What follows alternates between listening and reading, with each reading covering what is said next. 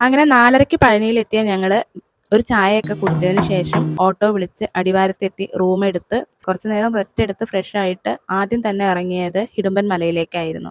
ഒരുപാട് വർഷമായി തുടർച്ചയായിട്ട് പഴനിയിൽ വരുന്നുണ്ടെങ്കിലും ഹിഡുമ്പൻ മലയിൽ ഇതുവരെ കയറിയിട്ടുണ്ടായിരുന്നില്ല. അപ്പോൾ ഇത്തവണ എന്തായാലും ഹിഡുമ്പനെ കണ്ടു തൊഴുതതിന് ശേഷം പഴനിമല കയറാമെന്ന് വിചാരിച്ചു. മാത്രമല്ല അങ്ങനെ ഒരു ഐതിഹ്യം കൂടെ ഉണ്ട്. പഴനിമല മുരുകനെ കാണുന്നതിന് മുൻപ് ഹിഡുമ്പനെ കണ്ടു തൊഴണമെന്ന്. ഹിഡുമ്പനെ ഏറ്റവും പ്രിയപ്പെട്ട ചുരുട്ടും പിന്നെ കർപ്പൂരവും വാങ്ങിയിട്ടാണ് കേട്ടോ ഹിഡുമ്പനെ കാണാൻ പോയത്. 7:30 ആവുമ്പോഴേക്കും ഹിഡുമ്പൻ മലയിലെ ശ്രീകോവിൽ അടയ്ക്കും. അടയ്ക്കുക മാത്രമല്ല, എല്ലാവരും താഴോട്ട് ഇറങ്ങിയതിന് ശേഷമാണ് മേൽശാന്തിയും അവിടുന്ന് താഴോട്ട് ഇറങ്ങുന്നത്. എന്തായാലും അവിടെ എത്തി ഹിഡുമ്പന് വേണ്ട ചുരുട്ടും കർപ്പൂരവും സമർപ്പിച്ച് നന്നായി തൊഴുതു മനസ്സ് നിറഞ്ഞ് പ്രാർത്ഥിച്ചു. തൊഴുതു എന്ന് മാത്രമല്ല, മുരുകന്റെ കയ്യിൽ നിന്ന് പ്രസാദമായി ഉണ്ണിയപ്പവും ഹിഡുമ്പന്റെ കയ്യിൽ നിന്ന് പ്രസാദമായി കദളിപ്പഴവും കൂടെ കിട്ടിയപ്പോൾ മനസ്സ് നിറഞ്ഞു. വൈകുന്നേരങ്ങളിൽ ഈ ഹിഡുമ്പൻ മല കയറാൻ ഒരു പ്രത്യേക സുഖമാണ് കേട്ടോ. നല്ല തണുത്ത കാറ്റും നല്ല രാത്രി കാഴ്ചകളും ഒക്കെ കാണാൻ നല്ല ഭംഗിയാണ്.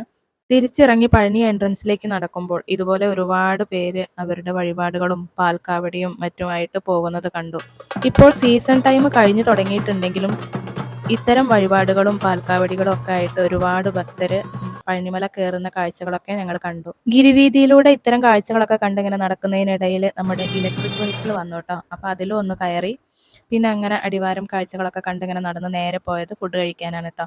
ഫുഡ് കഴിക്കാൻ എപ്പോഴും നമ്മൾ പോവാറുള്ളത് ശരവണഭവ ഹോട്ടലിലാണ്. മനസ്സ് നിറയണമെങ്കിൽ ഈ ഹോട്ടലിൽ തന്നെ വന്ന് ഭക്ഷണം കഴിക്കണം കേട്ടോ.